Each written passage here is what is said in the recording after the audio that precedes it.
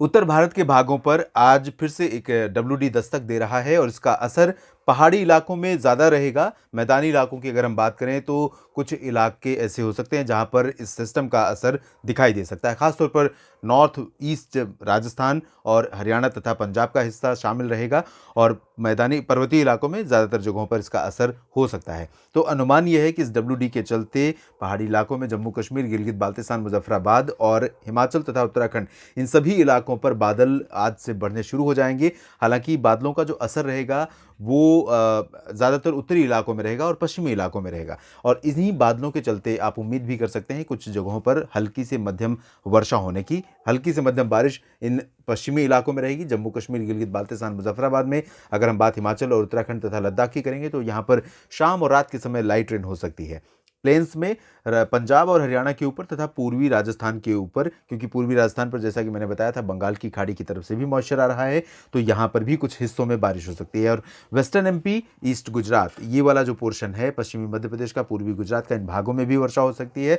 साथ ही साथ उत्तरी मध्य महाराष्ट्र, उत्तरी कोंकण गोवा के रीजन में भी, यानी नासिक और मुंबई से लेकर अलीबाग तक का ये जो हिस्सा है, इन इलाकों में भी वर्षा की संभावना है। पुणे में भी थोड़ी बहुत बारिश हो सकती है। अगर हम नागपुर, अकोला, वर्धा, यवतमाल की बात करें तो यहाँ पर ड्राई वेदर रहेगा। उत्तर प्रदेश की बात करें तो यहाँ पर एकदम एक्सट्रीम जो वेस्टर्न पार्ट है, आगरा, मथुरा, अलीगढ़ और गौतम बुद्ध नगर, बुलंदशहर, बदायूं का, इन हिस्सों में कहीं कहीं पर बादल आज दिखाई दे सकते हैं और कहीं कहीं पर इन बादलों के साथ धूल भरी आंधी और लाइटनिंग थंडरस्टॉर्म के साथ गर्जना या बूंदाबांदी या फिर हल्की वर्षा भी हो सकती है। लेकिन इसकी जो संभावना है उत्तर प्रदेश में वो बहुत रेयर है, क्योंकि अब उत्तर पश्चिमी दिशा की हवाएं पंजाब से धीरे धीरे रफ्तार पकड़ने वाली हैं और इन हवाओं के असर के चलते यूपी में और ज़्यादा क्लियर वेदर कंडीशन हो जाएगी। अगर हम मेरठ से देखें तो मेरठ से लेकर मुरादाबाद, सहारनपुर समेत लखनऊ, बाराबंकी, अयोध्या, सुल्तानपुर, प्रतापगढ़ समेत तमाम जो पूर्वी इलाके हैं, वाराणसी और गौतम बुद्ध, गोरखपुर, मऊ, आजमगढ़, बलिया, इन सभी क्षेत्रों में, साथ ही साथ भदोही, सोनभद्र में भी ड्राई वेदर रहेगा और पश्चिमी दिशा की हवाओं के चलते दिन और रात के तापमान थोड़े गिर सकते हैं, भले ही धूप का प्रभाव बढ़ेगा। और रात के तापमान में गिरावट होने के चलते रात और सुबह के समय की जो सर्दी है वो थोड़ा सा वापस आपको महसूस होनी शुरू होगी। और ये अगले 3 दिनों की बात मैं कर रहा हूँ, 8, 9 और 10 की। तो इस दौरान ये कंडीशंस लगातार उत्तर प्रदेश की मेजर सिटीज़ में बनी रहेंगी, पश्चिम से लेकर सेंट्रल तक, मध्य तक और उत्तर प्रदेश के पूर्वी भागों तक। और यही कंडीशन बिहार में भी रहेगी, झारखंड में भी ज़्यादातर जगहों पर, पश्चिम बंगाल के गंगेय और हिमालयी भागों में भी यही सिचुएशन रहेगी। उत्तर पूर्वी मध्य प्रदेश और उत्तरी छत्तीसगढ़ तथा उत्तरी ओडिशा के भागों पर भी इन पश्चिमी हवाओं के पहुंचने से ही तापमान में काफ़ी बदलाव हो जाता है। वेदर कंडीशन जो दिख रही है वो बिल्कुल बदली हुई नज़र आती है।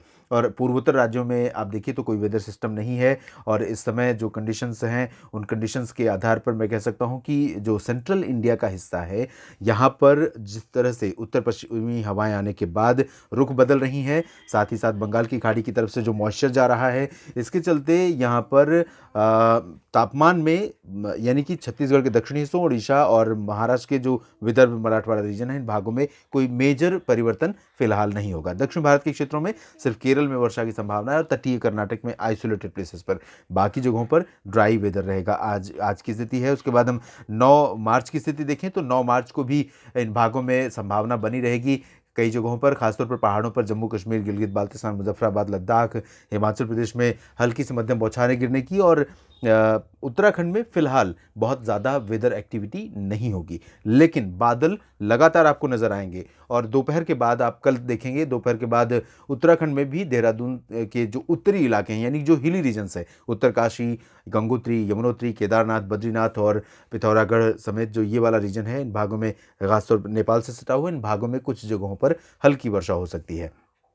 प्लेन्स में पंजाब पर, क्योंकि पंजाब उस प्रॉक्सिमिटी में रहेगा, क्लोज प्रॉक्सिमिटी में रहेगा जहां पर आसपास में एक्टिविटीज़ हो रही हैं, पाकिस्तान में हो रही है, उत्तरी भारत में पहाड़ों पर हो रही है, दक्षिण में राजस्थान पर हो रही है। ऐसे में यहाँ भले ही उत्तरी दिशा की हवाएं पंजाब पर चल रही हैं, लेकिन रूल आउट नहीं कर सकते आप बरनाला, मोगा का जो दक्षिणी हिस्सा है, फरीदकोट, फजिल्का, श्री मुक्तसर साहिब, इन भागों में कहीं कहीं पर अचानक गर्जना वाले बादल यहाँ पर आ सकते हैं।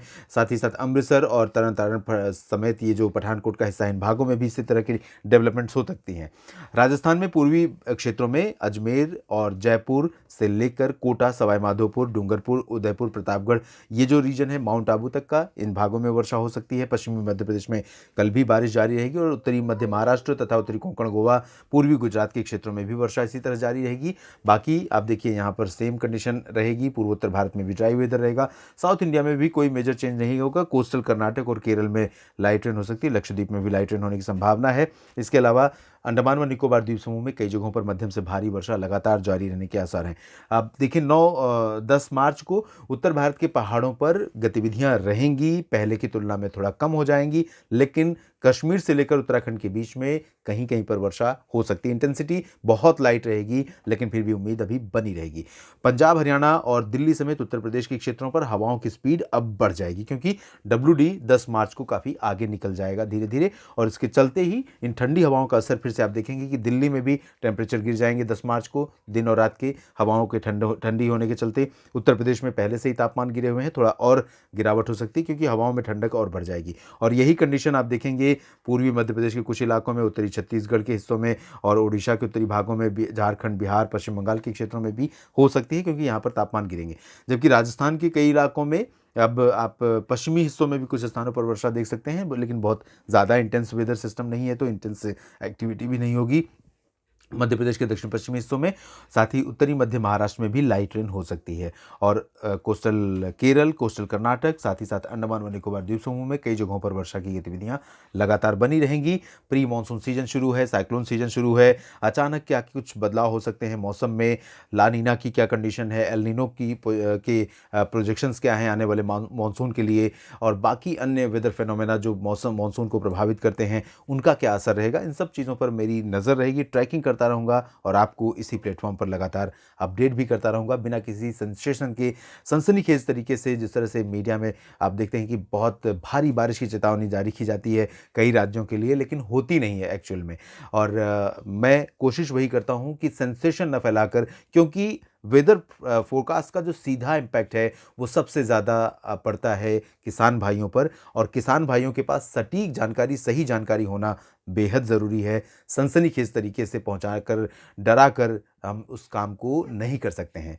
इस वीडियो में फिलहाल इतना ही। अब बने रहिएगा मौसम तक चैनल के साथ, मैं आपको लगातार अपडेट करता रहूँगा। धन्यवाद।